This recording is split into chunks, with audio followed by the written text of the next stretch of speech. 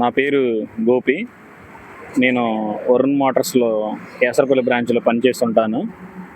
నిన్న ఈవినింగ్ 16వ తారీఖు 4వ నెల 2026 నిన్న ఈవినింగ్ ఒక రూ. 1,00,000 డిపాజిట్ చేద్దామని గన్నవరం రాయ్ నగర్ ఎస్బీఐ ఏటీఎంకి వెళ్ళాను.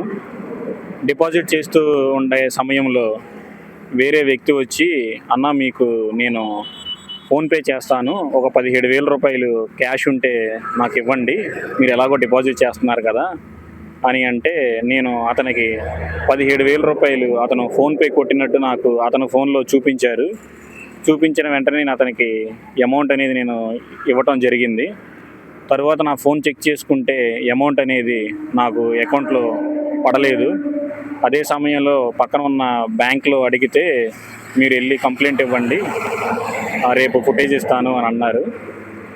అలాగే అదే టైంలో నేను గన్నవరం పోలీస్ స్టేషన్కి వెళ్ళి కంప్లైంట్ అనేది రాసి ఇచ్చాను, క్రైమ్ వాళ్ళకి ఇచ్చాను.